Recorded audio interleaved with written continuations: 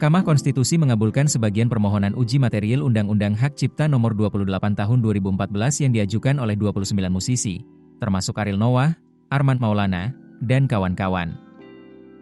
Mengadili, mengabulkan permohonan para pemohon untuk sebagian, ujar Ketua MK, Hakim Soehartoyo saat membacakan amar putusan dalam sidang di Gedung MK, Rabu, 17 Desember 2025.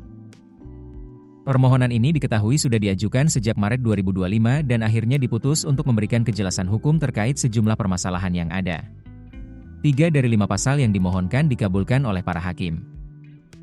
Pertama, Pasal 23 ayat 5, setiap orang dapat menggunakan ciptaan secara komersial dalam pertunjukan tanpa izin langsung dari pencipta, asalkan membayar royalti kepada pencipta melalui lembaga manajemen kolektif. Dalam putusannya, MK menambahkan penjelasan pada frasa setiap orang dengan frasa termasuk penyelenggara pertunjukan secara komersial. Dengan adanya penambahan frasa ini, Mahkamah mempertegas kalau dalam konteks pemakaian suatu ciptaan dalam pertunjukan komersial, royalti sudah seharusnya dibayar oleh penyelenggara acara kepada pencipta atau pemegang hak cipta. Hal ini dikarenakan, nilai keuntungan sebuah acara hanya dapat diketahui sepenuhnya oleh pihak penyelenggara acara sehingga perhitungan biaya, termasuk royalti, sudah sepatutnya menjadi tanggung jawab penyelenggara. Pasal kedua yang dikabulkan oleh MK adalah Pasal 87 ayat 1, untuk mendapatkan hak ekonomi setiap pencipta, pemegang hak cipta, pemilik hak terkait menjadi anggota lembaga manajemen kolektif agar dapat menarik imbalan yang wajar dari pengguna yang memanfaatkan hak cipta dan hak terkait dalam bentuk layanan publik yang bersifat komersial.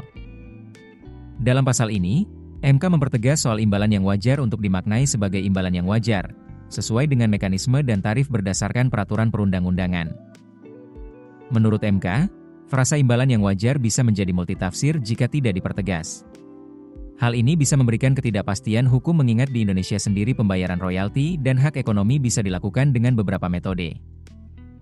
Misalnya, pembayaran royalti kepada seorang pencipta yang tergabung dalam lembaga manajemen kolektif dengan yang tidak.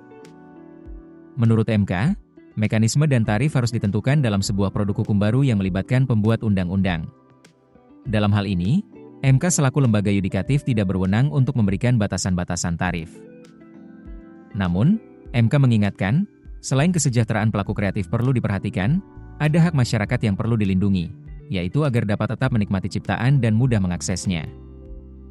Pasal ketiga yang dipertegas MK adalah Pasal 113 ayat 2. Setiap orang yang dengan tanpa hak dan atau tanpa izin pencipta atau pemegang hak cipta melakukan pelanggaran hak ekonomi pencipta sebagaimana dimaksud dalam Pasal 9 ayat 1, huruf C, huruf D, huruf F, dan atau huruf H untuk penggunaan secara komersial dipidana dengan pidana penjara paling lama 3 tahun dan atau pidana denda paling banyak Rp500 juta.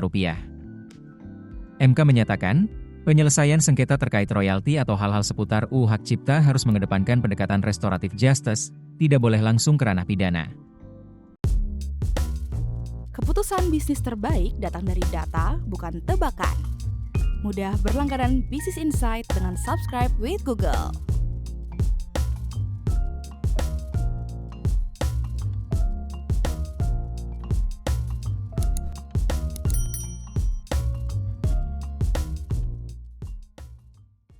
Download aplikasi Kontan sekarang di App Store atau Play Store.